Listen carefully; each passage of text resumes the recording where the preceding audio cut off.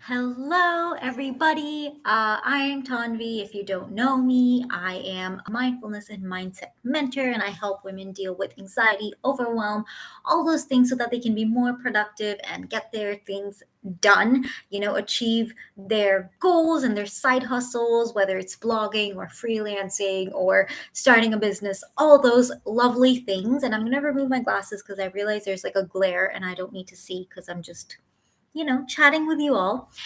So I wanted to today talk about like slow living and slowing down, actually, more than slow living. And I have my cup of hot chocolate here because it's 11 at night and I never go live at this time.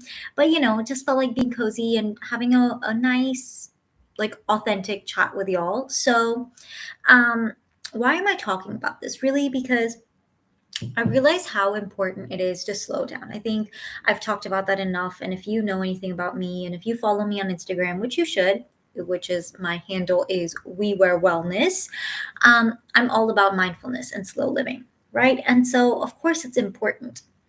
But how do we do it when throughout the week we are rushed?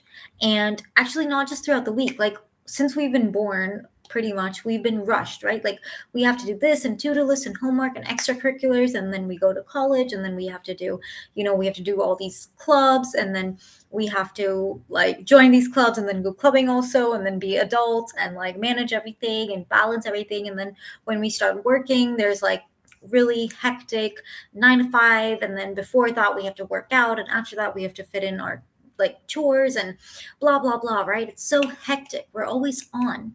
And what I realized is not only is it extremely important to switch off, to get that energy back, to get your creativity back, to feel happy again, even to feel like emotionally balanced.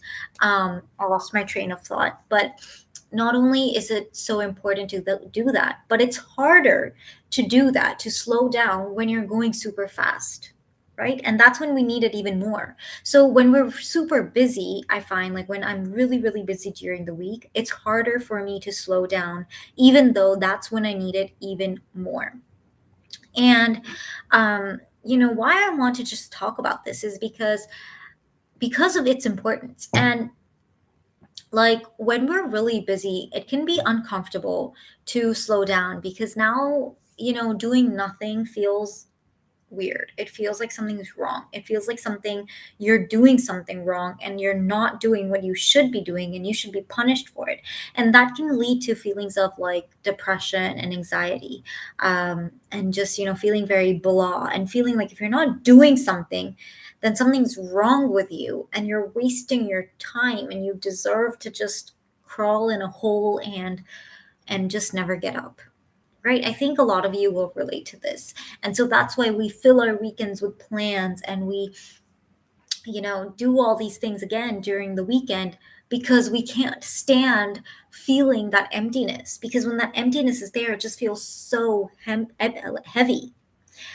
But that's what I want you to remind you and encourage you that, embrace that emptiness, embrace that discomfort or that heaviness or that blah feeling of just being like, oh, I have nothing to do. Because when you embrace it and when you go through that, you'll be able to then sort of be okay with that emptiness. And that is where the beauty lies. Because we all need to slow down a little bit, right? Especially when we're going super fast over the week. And so we need to recharge. We need to reconnect with ourselves. Maybe just listen to our bodies or listen to our mind, journal or meditate, do those things that feel so good and that feel so nourishing. But it feels like nothing. I did nothing. Like if you sit around journaling on a Saturday or Sunday, it feels like, oh, yeah, you didn't do anything. But to get there, you have to accept doing nothing. And it's going to feel blah. It's going to feel ugly. It's going to feel like, oh my gosh, like I'm such a loner. I'm such a loser. I don't have plans today and I'm not going out with friends. Like that's terrible. And so, a lot of us, we fight that. We stack up plans one after the other on weekends so that we don't have to be empty and alone. But the problem is that after that discomfort of being empty and alone, that's when we start connecting with ourselves. And that's where we, foster that deeper sense of connection. And we're even more not alone. So it's like you have to go through the darkest part to get to the super bright place. Otherwise, you're just like making do.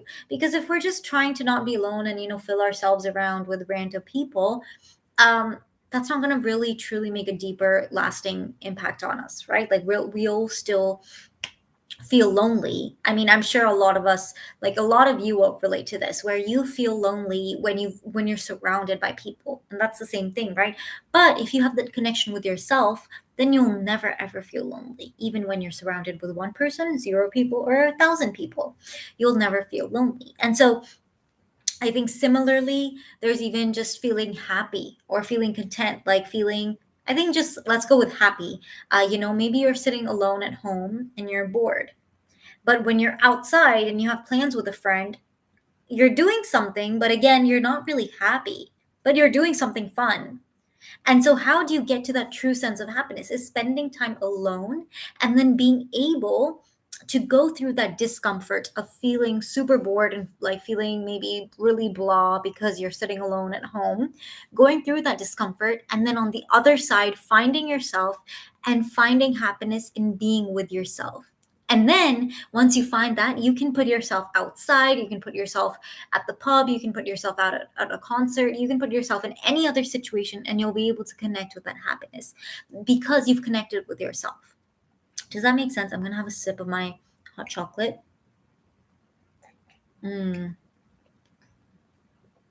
So good. But what I'm trying to say is that, this goes at a much deeper level, because not only am I really talking about being mindful and taking care of yourself and preventing burnout and preventing anxiety, but it's also that deeper sense of connection with yourself, though, because without that, everything else is pointless. To be very blunt, it just, there's no point. Like, it's very shallow. If you're not deep with yourself, you're not going to be deep with anything else in your life. No friendships, no relationships, no work or passion or creativity. You have to spend time with yourself, soaking in your own wisdom, because there's all this wisdom and this creativity and this love and this connection within you, but you need to tap into it, to let it flow into the other areas of your life, to let it flow into, the love from yourself, to into the love in your other relationships, or that creativity from yourself into the creativity you pour into your work or your artistic endeavors or your hobbies, whatever it is, right? So really tapping into yourself, into that overflowing abundant well of beauty almost inside you. Tap into that space every week, at minimum, every day if you can. And if you feel like you can't connect to that part, then you need to slow down more. Not go faster, not give up and say, oh my gosh, I can't do this. This is stupid. Let me just go, watch Netflix or go out for coffee or go get drinks or do this. No, force yourself to slow down even more so that you reach that point where you can connect with yourself. And why I'm so like why I'm highlighting this so much is because I've been in all the stages where I'm so busy I didn't even know it existed, this connection with yourself. And then to another extreme where I was so free and so in tune, free as in like free in time, like I had so much time. I was so in tune with myself, and every day I connected with myself, and every 1 hour I connected with myself. And then somewhere in the balance where I was busy during the week and I didn't have that much of an opportunity to connect with myself besides like morning routines or evening routines, and then still in that, the level of connection wasn't so deep. And so then I have to balance it during the weekdays or the weekends, sorry, or like whenever else I am free. Just balancing that. And I've seen all the different phases, and that's what I'm telling you. Like, it's that connection with yourself. It might feel like it's not possible when you're super busy, but it is. And you can harness it. You just need to sort of practice and be patient. Be patient with yourself. It's like waiting for a turtle to come out of its shell. You just have to sit there quietly and be patient.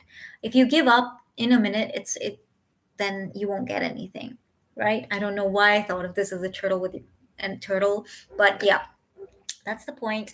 And that's really just what I wanted to share with you. Sohani is saying hi. Hi, Sohani. Glad you're here. I just spoke a little bit about connecting with yourself and slowing down over the weekend, and just tapping into that deeper, wise, creative, slow, soulful part of yourself, and the importance of that, and also just how to do that. So, if you have any questions over about that, then let me know. But yeah, I think I'm going to sign off now. I hope everyone has a beautiful week ahead, and that you enjoyed this. And if you have any questions or any topics you'd like me to cover in the future, then of course let me know. And I'm happy to be here for you. Take care and see you next week.